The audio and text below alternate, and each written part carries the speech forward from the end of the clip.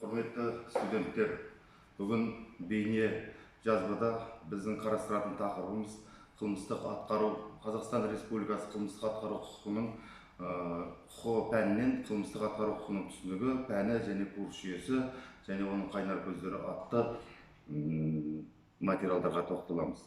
Аталынған тақырыпта қарастыратын негізгі сұрақтар: қылмыстық жазаны атқару барысындағы мемлекеттік саясат, қылмыстық атқару құқығы ұғымы, оның міндеттері, ғылымы және жүйелері, қылмыстық атқару құқығының қағидалары, қылмыстық атқару құқығының қатынастары.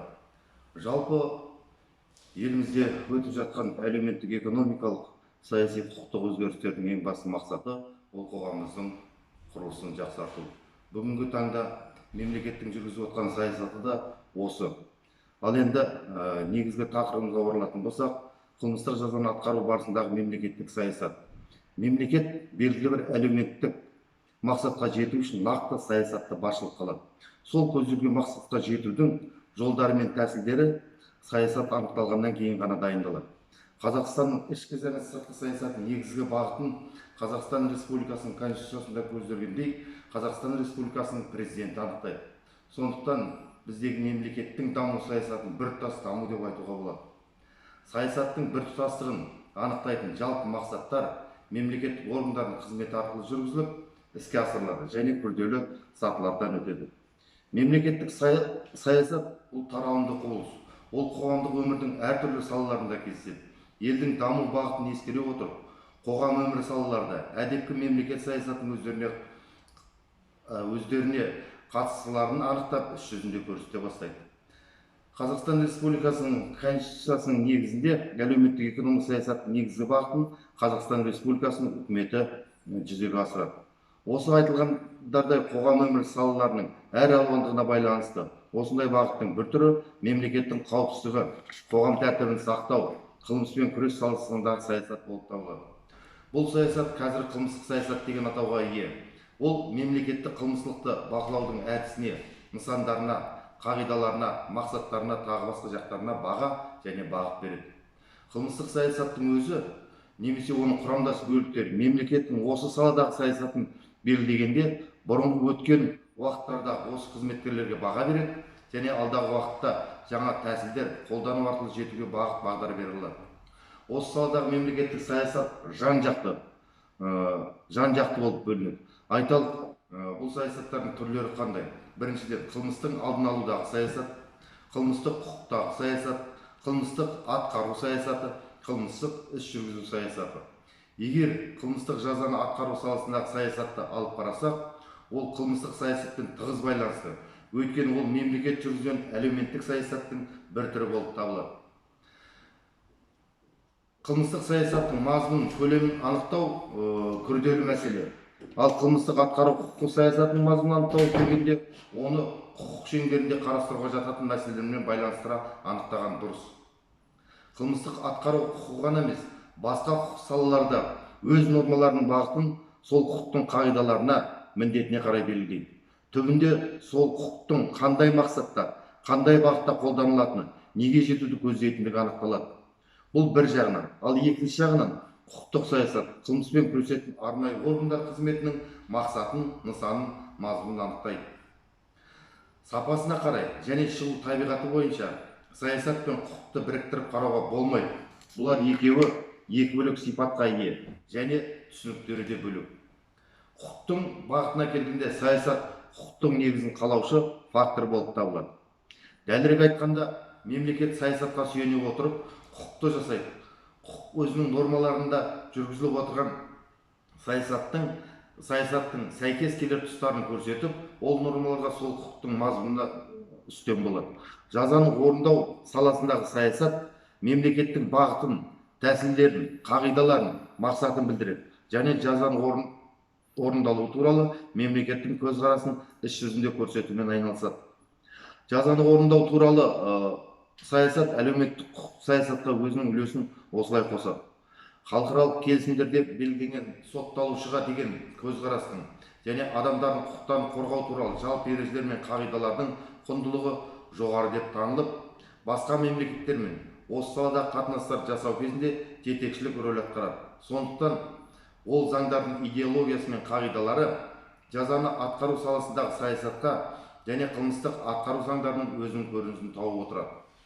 Қылмыстық атқару құқығы саясаттың іс жүзінде көрсететін субъектілер, сотталған адамдар мен жұмыс істейтін құқық қорғау органдары, жазаны атқарушы мекемелер мен органдар, жергілікті басқару органдары болып табылады. Ал енді қылмыстық атқару құқығы ұғымы, оның міндеттері, ғылымы мен жүйелеріне тоқталатын болсақ, қылмыстық құқықта негізінен жекеленген қылмыс түрлеріне құқықтық талдау жасалып, олардың әрқайсысында жаза қарастырылады. Соның ішінде жазаны тағайындау кезінде ескерілетін мән-жайларды қолдануды үйретеді. Бірақ қылмыстық құқық осы тағайындалған жазаны өтеу кезінде пайда болатын қатынастарды қарастырмайды. Себебі қылмыстық құқықта тек қана қандай іс-әрекет тыйым салынған болып саналатындығы және оған тағайындалатын жазаның төменгі жоғарғы мөлшері мен мерзімдері және түрлері қарастырылады. Ал құқықтық қатынас қылмыстық атқару құқығында бұл жаңа айтылып кеткендей құқық қорғау органдарының, жазаны атқарушы мекеменің органдарының, жергілікті басқару органдарының арасында және сотталушы бас бостандығынан айыру орнында жүрген сотталушы тұлғалардың арасында пайда болатын нәрсе. Демек, сотталған адамдарға тағайындалған әртүрлі жазалардың ерекшеліктерін, олардың өтеу кезінде пайда болатын ерекше қатынастарды зерттемейді. Себебі жазаларды өтеу және атқару тәртібі мен жағдайлары қылмыстық құқық пәнінің зерттеу объектісіне жатпайды. Яғни, қылмыстық жазаны өтеу кезінде басқа құқықтық саласына жатпайтын ерекше қоғамдық қатынастар туындайды. Бұл ерекше қоғамдық қатынастар негізінен қылмыстық жазаны атқарушы мемлекеттік органдар мен сотталған адамдар арасында болады. Осы екі субъекттің арасында пайда болған қатынастарды жеке құқық саласы, яғни ол қылмыстық атқару құқығы реттейді. Бұл реттеушілік қызмет осы қоғамдық қатынасқа түсуші субъектілердің, яғни жазаны іске асырушы мемлекеттік органдар мен сотталған адамдардың құқықтары мен міндеттерін анықтау жолымен іске асырылады.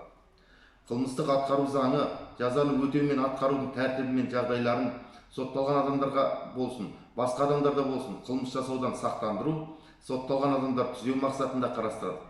Қай құқық саласы болмасын, өзінің негізгі реттеушілік қызметін қоғамға пайдалы бағытта атқару, оның негізгі мақсаты болып саналуы керек. Себебі қоғам біз үшін ең қажетті нәрсе. Қылмыстық атқару құқығы сотталған адамдарды түзеу, олардың алдағы уақытта қылмыс жасаудан сақтандыру арқылы қоғамға әлеуметтік әділеттікті орнатуды көздейді. Аталған мақсаттармен бірге қылмыстық атқару құқығы осы пәннің мынандай жеке міндеттерін қарастырады.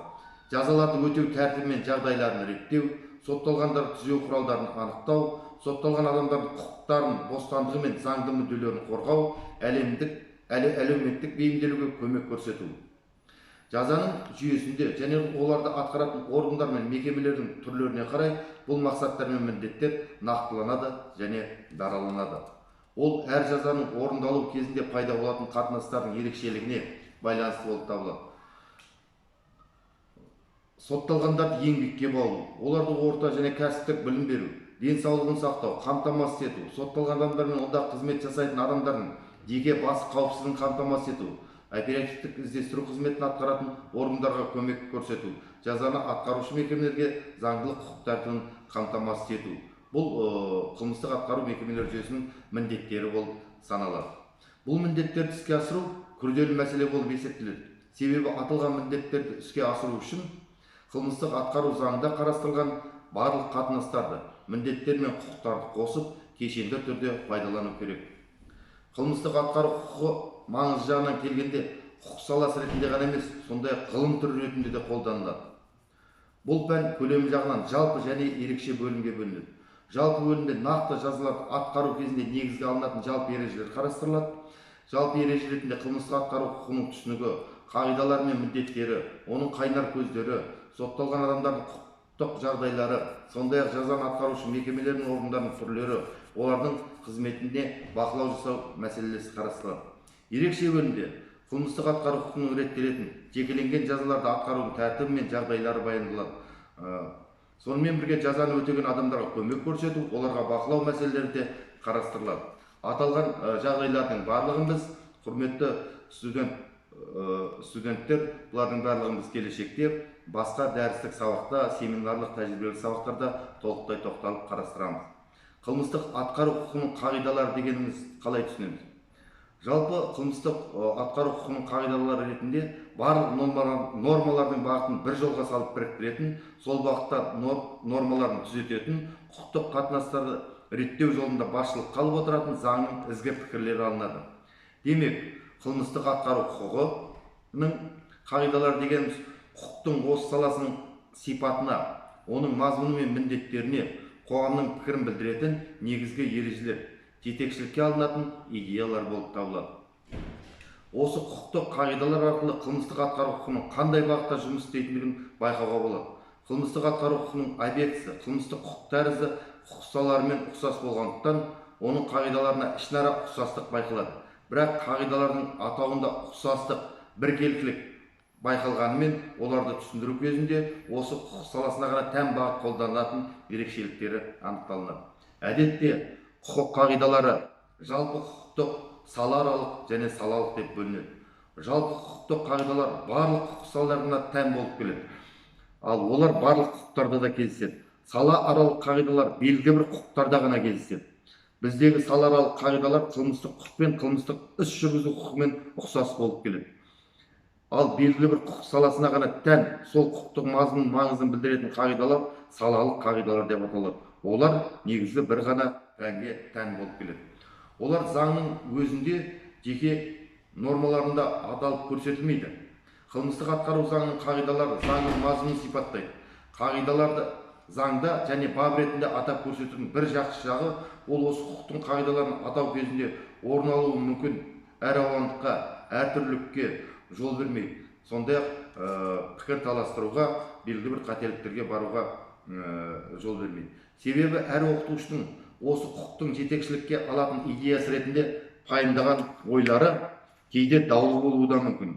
Бұл қағидаларды заңда тікелей атап көрсету қағида жүйелерін бірдей түсінуге, демек заң актілер нормаларын бірге қолдануына жағдай жасайды. Қылмыстық атқару кодексінде мынандай қағидалар: заңдылық, баршаның заң алдындағы теңдігі, гуманизм, демократизм, жариялық, жазаларды атқарудың саралануы мен жеке даралығы және жазаны түзеу ықпалымен біріктіруді қамтамасыз ету. Мінекей, бұл айтылғандардың барлығы қылмыстық атқару бойынша айтылатын қағидалар ретінде көрсетіліп отыр. Ал енді қылмыстық атқару құқығындағы қатынастарға тоқталатын болсақ, сот үкімі заңды күшіне енген кезден бастап мемлекеттік қылмыстық жазаны атқарушы органдар мен мекемелерінде сотталған адамға белгілі бір жазаға сәйкес белгіленген құқықтық шектеулер мен түзеу шараларын қолдану құқығы туындайды. Сондай-ақ нақты жаза түрінде сотталған адамға заңда белгіленген құқықтық шектеулерді сақтауға, түзеу шараларына бойұсынуға міндеттілік туындайды. Осыдан барып қылмыстық атқару заң нормаларымен реттелетін қылмыстық атқару қатынасы пайда болады. Қылмыстық атқару құқығы нормалары жазаны атқару мен өтеуден пайда болатын қатынастарды анықтап, осы қатынастарды реттеумен айналысады. Демек, қатынастарды реттеу кезінде оған қатысушы субъектілердің арасында заңда қарастырылған құқықтар мен міндеттер туындап, құқықтық қатынас түрінде іске асырылады. Жазаны атқару және сотталғандарға түзеу шараларын қолдану кезінде жай және күрделі құқықтық қатынастар туындайды. Және онда бірнеше құқықтық қатынастар, дәлірек айтқанда, олардың әртүрлі көріністері пайда болады. Мұндай жағдайда субъектілер арасында құқықтық байланыс жазаны атқару кезінде әртүрлі мәселелермен туындайтын өзара байланысты құқықтар мен міндеттердің болуымен сипатталады. Мысалы, сотталғандарды еңбекпен қамтамасыз ету, режим талаптарын іске асыру және тағы басқа сол сияқтылар. Қылмыстық атқару қатынасының басқа да құқықтық қатынастардың айырмашылығы неде? Бұл сот үкімімен тағайындалған мерзімге сәйкес ұзақ мерзімдік құқықтық қатынас болып табылады. Қылмыстық атқару құқық қатынасының басқа құқық қатынас түрлерімен келесі басты айырмашылығы оның субъектілерінде. Мұнда негізгі субъектілер ретінде жазаны атқарушы орган мен мекеме және жазаны өтеуге міндеттелген сотталушы алынады. Қылмыстық атқару құқық қатынасында субъектілер арасындағы құқықтар мен міндеттіліктер тең емес дәрежеде жүргізіледі. Яғни бір субъектіге немесе жазаны атқарушы органға, мекемеге екінші субъекттің сотталушының бағынышты болуымен жүргізіледі. Қылмыстық атқару құқық қатынасында жазаны атқару және өтеу барысында субъектілердің міндетті жасайтын әрекеттері болып табылатын ерекше объектілер тән. Бұл объектілер жазаны өтеу және атқару барысында міндетті түрде кездеседі, немесе жазаның көрінісі мазмұны ретінде орын алады. Сонымен қылмыстық атқару қатынасы дегеніміз жазаны атқару және өтеуге байланысты мемлекет пен сотталушының арасында туындайтын қылмыстық атқару құқығы нормаларымен реттелетін құқықтық қатынастар болып табылады. Қылмыстық атқару қатынасын қоғамдық қатынастарды реттейтін нормалардың түрлері бойынша топтастыруға болады. Егер нормаларда субъектілердің міндеттері орындауы, шектеулері сақтауы, құқықтарды пайдалану туралы айтылса, онда мұндай нормаларды материалдық нормалар деп атайды. Мұндай жағдайлардың негізінде туындайтын құқықтық қатынас материалдық қылмыстық атқару құқық қатынасы деп аталынады. Егер нормаларда субъектілердің қатынастарын құжаттандыру, ресмилендіру туралы қарастырылса, онда мұндай нормалар іс жүргізушілік нормаларға жатады, яғни процессуалдық нормалар деп атаймыз. Мұның негізінде материалдық қылмыстық атқару құқық қатынасының бір нысаны болып келетін іс жүргізушілік қылмыстық атқару құқық қатынасы туындайды. Нәтижесінде материалдық қылмыстық атқару құқық қатынасы іс жүргізушілік қылмыстық атқару құқық қатынасы арқылы іске асырылады. Материалдықта іс жүргізушілікте құқық қатынастары реттеушілік және қорғаушылық құқық қатынастарына бөлінеді. Егер тараптардың әдеттегі міндеттері мен құқықтары іске асырылып жатса, онда реттеушілік материалдық және іс жүргізушілік құқық қатынасы орын алады. Мұндай құқықтық қатынас түрінде сотталғандардың заңда белгіленген шектен шықпай жаза өтеуі жатады. Сотталғандардың жаза өтеу тәртібін бұзуы, өздеріне тағайындалған міндеттерді орындамауы, құқықтық шектеулерді сақтамауы нәтижелерінде қорғаушы нормалар қолданылып, қорғаушы құқықтық қатынастар туындайды. Қорғаушы материалдық және іс жүргізушілік қатынас нәтижесінде сотталғандарға осы құқықтың мәжбүрлеу шаралары қолданылады. Бұл қатынас түрі қылмыстық атқару құқығы нормаларын бұзуға жағдай жасайтын себептер мен жағдайларды жоюға, сотталушыны заңсыз әрекеттер жасаудан бас тартуға бағытталған. Кез келген құқықтық қатынастың өз құралы болады. Яғни, ол құқықтық қатынастар белгілі элементтердің жиынтығынсыз бола алмайды. Ол құрамдас бөлімдерге, элементтерге, құқықтық қатынастың субъектілері мен басқа да қатысушылары, құқықтық қатынастың объектілері, құқықтық қатынастың мазмұны және заңды уақиғалары жатады. Субъектілер және басқа қатысушылардың қылмыстық атқару құқығы нормаларымен белгіленген тәртіпте белгілі бір субъективтік құқықтар мен заңды міндеттерді атқаратын жеке адамдар мен заңды ұйымдар болып табылады. Құқықтық қатынастың субъектілеріне оның негізгі тараптары жатады. Олар болмаған жағдайда құқықтық қатынаста туындамайды. Қылмыстық атқару құқық қатынасы субъектілерінде жазаны атқарушы мекемелер мен органдар, олардың лауазымды адамдары, сотталған адамдар мен олардың туыстары жатады. Құқықтық қатынастың объектілері қатынасқа түсуші субъектілер мен қатысушылардың белгілі бір заңды мүдделері бола алады. Мысалы, сотталған адам түзеу мекемелерінің қысқа мерзімді жол жүруі, кездесулер өткізуі, тағы басқа сол сияқтылар. Демек, қылмыстық атқару құқық қатынасының объектілерін жазаны өтеу барысында орын алатын жағдайлар құрайды. Қылмыстық атқару құқық қатынасының мазмұны ретінде оның субъектілерінің негізгі міндеттері мен құқықтарының жиынтығы және субъектілер мен қатысушылардың нақты жасаған әрекеттері алынады. Субъектілерде белгілі бір құқықтар мен міндеттердің болуы оларды жаза өтеу және атқару барысында байланыстыратын құрал болып саналады. Қылмыстық атқару құқық қатынасы субъектілерінің сипаты мен көлемі жазаның түріне қарай ерекшеленеді. Оның түрінде өзгешеліктер кездеседі. Мысалы, түзеу жұмыстары жазасын өтеуші сотталған адамның құқықтары мен міндеттері бас бостандығынан айыру жазасын өтеуші сотталғандығына қарағанда әрине кең болып есептелінеді. Құқықтық қатынастарды мазмұнына қарай екі түрге бөлуге болады. Ол жаза қолдану барысындағы түзеу шараларын қолданылатын құқықтық қатынастар және түзеу шаралары қолданылмайтын құқықтық қатынастар. Заңды уақиғалар қылмыстық атқару құқық қатынасынан туындайды, өзгертетін және аяқталатын уақиғалар немесе әрекеттер болып табылады. Құқықтық қатынасты тудыратын, өзгертетін және аяқтайтын заңды уақиғаларға сот үкімінің күшіне енуі, сотталушыға жазалау шараларының қолданылуы, соттың шартты түрде жазадан ерте босату туралы шешім шығару тәрізді тағы басқа оқиғалар мысал болды. Енді қылмыстық атқару Қазақстан Республикасының қылмыстық атқару құқығының қайнар көздеріне тоқталатын болсақ, әрине бұл жерде жалпылама бір сөзбен айтқанда бұл Қазақстан Республикасының Конституциясының негізінде қылмыстық атқару заңдары, қылмыстық атқару кодексі және осы басқа да жазаны өтеудің атқарудың тәртібі мен жағдайларын реттейтін нормативті құқықтық актілер болып саналады. Бұған біз кейінірек толық тоқталамыз. Бұдан кейінгі дәрістерде және тәжірибелік сабақтарда тек қана осы заңдар бойынша жұмыс істейміз. Құрметті тыңдаушылар, бүгінге қысқаша бейнеролигіміз осымен аяқталды. Зейін қойып тыңдағандарыңызға көп рахмет.